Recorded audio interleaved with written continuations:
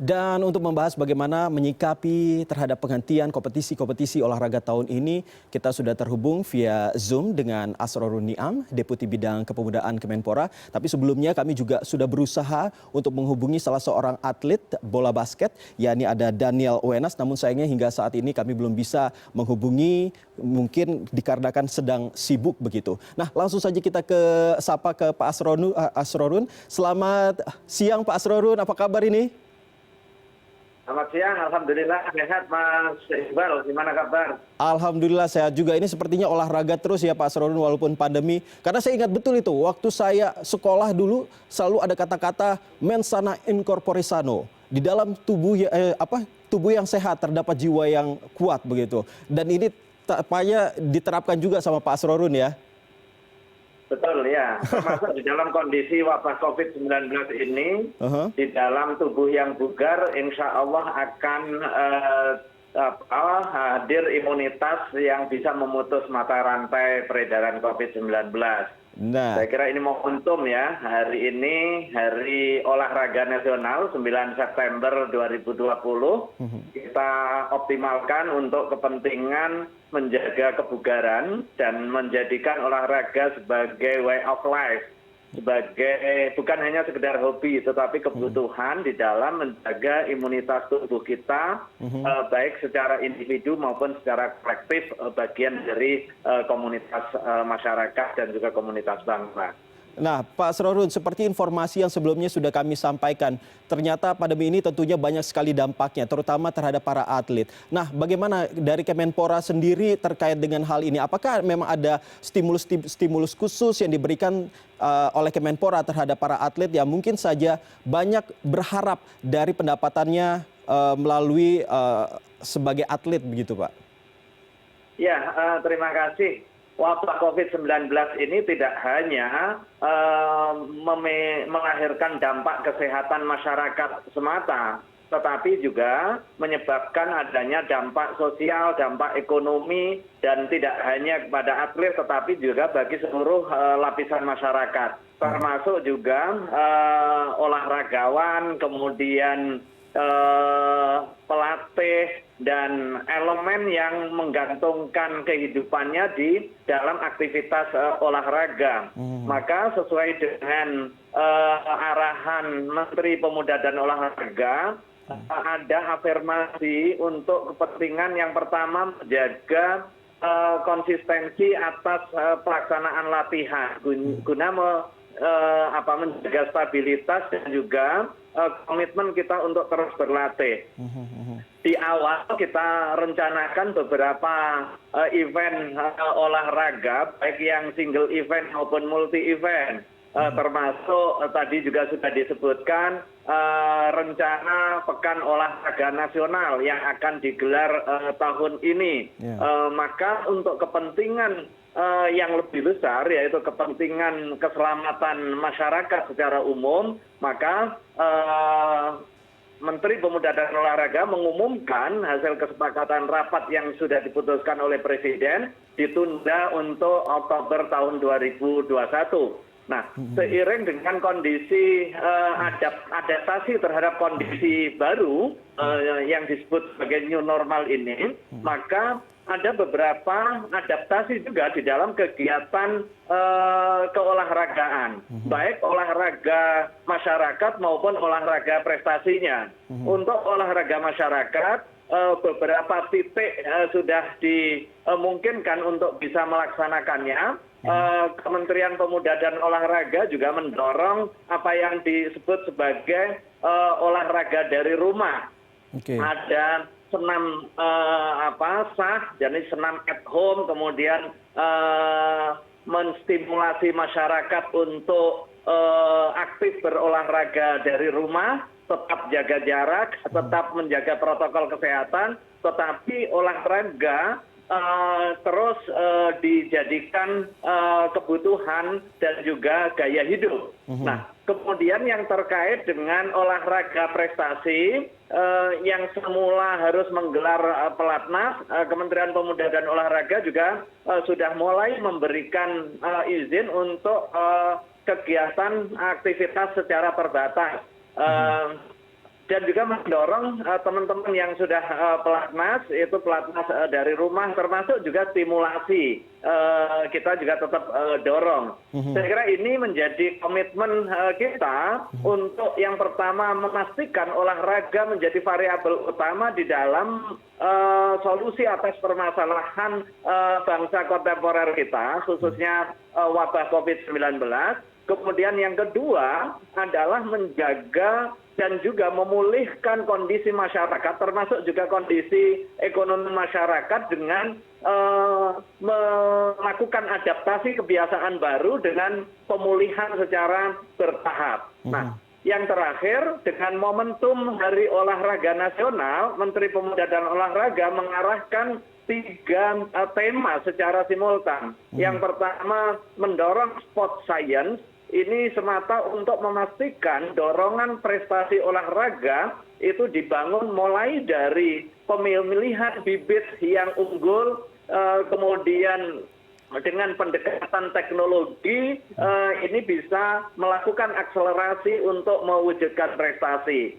Kemudian yang kedua adalah sport tourism, di mana Indonesia sangat kaya objek pariwisata yang berkelas dunia, dan itu bisa dioptimalkan untuk mendorong aktivitas olahraga yang berdampak kepada pemulihan ekonomi, menggerakkan roda ekonomi masyarakat, bukan hanya sekedar olahragawannya, tetapi juga masyarakat sekitar yang akan menjadi tempat dilaksanakannya kegiatan olahraga. Desain sport tourism menjadi salah satu hal yang sangat penting untuk mendorong aktivitas olahraga di satu sisi, dan di sisi yang lain menggerakkan roda ekonomi. Nah, yang ketiga adalah sport industry. Ketika olahraga sudah menjadi way of life, menjadi budaya di tengah masyarakat, disertai dengan kesadaran akan prestasi dan juga nilai yang bersifat ekonomis, maka secara otomatis akan menggerakkan pelaku usaha di bidang olahraga. Kita lihat ketika muncul new normal, di saat sekian lama orang berada di rumah saat PSBB di awal, maka pada saat dibuka new normal ada kegairahan baru, dan kemudian diikuti oleh permintaan alat-alat olahraga yang sangat tinggi, naik secara signifikan. Ditambah juga habit masyarakat berolahraga menjadi sangat tinggi. Olahraga bersepeda, kemudian jalan, kemudian olahraga lari, dan beberapa aktivitas olahraga yang tidak menuntut adanya jumlah massal. Saya kira ini fakta di mana kita bisa mengambil hikmah dari peristiwa musibah ini untuk bangkit melalui olahraga. Nah, ini berbicara soal menggerakkan ekonomi itu sendiri. Beberapa waktu lalu Menteri sempat mengatakan bahwa para atlet ini untuk bisa mengatur keuangan. Nah, apakah dari Kemenpora sendiri ada niatan begitu untuk memberikan, kalau misalnya dari pemerintah pusat menggelontorkan ataupun sudah begitu ya, menggelontorkan uang 600.000 per bulan untuk para tenaga kerja khususnya yang swasta begitu. Bagaimana dengan para atlet-atlet ini? Apakah ada juga stimulus semacam itu? Ya, benar Mas Iqbal ya, ada beberapa atlet yang disiapkan melalui PPLP, kemudian melalui pelatnas, yang sebelumnya dia harus berhenti total aktivitas. Sekarang dengan kondisi baru ini dimungkinkan melakukan aktivitas secara terbatas, tetap menjaga protokol kesehatan, dan pemerintah memberikan dukungan fasilitasi, termasuk di dalamnya adalah untuk kepentingan bulanan, guna mendorong dan juga memotivasi agar prestasi tetap terjaga. Nah, bentuk apresiasi dan juga penghargaan itu tidak hanya kepada atlet yang sedang, tetapi berbarengan nih sebagai simboliknya, berbarengan dengan puncak Hari Olahraga Nasional nanti jam 19 yang akan dihadiri oleh Presiden Republik Indonesia, akan dilakukan pemberian penghargaan kepada atlet, kemudian kepada wasit, kepada pegiat olahraga, termasuk juga wartawan yang memiliki dedikasi untuk kepentingan pengembangan olahraga nasional. Ini sebagai wujud apresiasi sekaligus juga rekognisi atas kontribusi masyarakat olahraga di dalam mengharumkan nama bangsa, baik di tingkat nasional maupun di kancah internasional. Oke. Pak, ini mengenai semangat kepemudaan, kebetulan kan Bapak dari Deputi Kepemudaan begitu. Nah, di Indonesia ini kan sudah lama ya, olahraga dan juga kepemudaan ini disatukan. Nah, banyak juga dari masyarakat ini yang justru meminta agar ini dipisahkan saja karena olahraga dan juga pemuda itu cukup berbeda. Kepemudaan itu lebih identik dengan politik. Nah, menurut tanggapan Bapak sendiri bagaimana? Ya, terima kasih ya. Ini lebih kepada public policy ya, pengambilan kebijakan publik yang diambil oleh para pemegang kebijakan di level politik. Tetapi rasionalitasnya cukup kuat ya. Kenapa Kementerian Pemuda dan Olahraga, ada olahraga dan juga pemuda disatukan. Yang pertama ada sisi-sisi sportivitas. Pengembangan kepemudaan membutuhkan sisi sportivitas, sisi kebersamaan, dan juga penanaman nilai-nilai yang bersifat universal yang itu dapat digali secara optimal di aktivitas olahraga. Sebaliknya, pada kegiatan olahraga, pioneeringnya ada di level anak muda.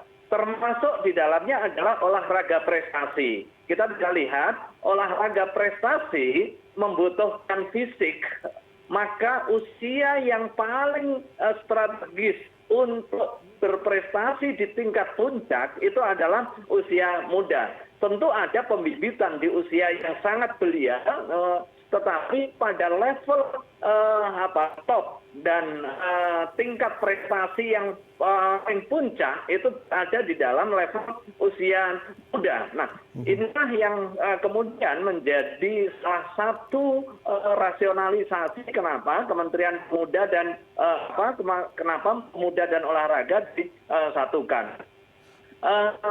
Selebihnya, secara umum pemuda memiliki kedudukan sebagai agen perubahan sosial sekaligus juga pionir. Pionir di dalam memasyarakatkan olahraga, kemudian pionir di dalam menjaga kebugaran dan juga kesehatan. Dan akhirnya kalau itu sudah menjadi habit, menjadi budaya, maka akan terbangun masyarakat yang sadar terhadap aktivitas olahraga. Nah, penanaman nilai itu berada di dalam level usia anak dan juga usia muda. Saya kira itu ya sebenarnya soal kenapa digabungkan, ini lebih kepada political will ya, yang tentu bisa didiskusikan lebih lanjut. Balik lagi soal Hari Olahraga Nasional, tentunya kita sama-sama berharap agar pandemi ini segera berakhir sehingga event-event yang sebelumnya sempat tertunda bisa segera dijalankan dan para atlet pun hidupnya juga semakin baik ke depannya. Terima kasih Pak Asrorun sudah berbagi informasi dengan kami.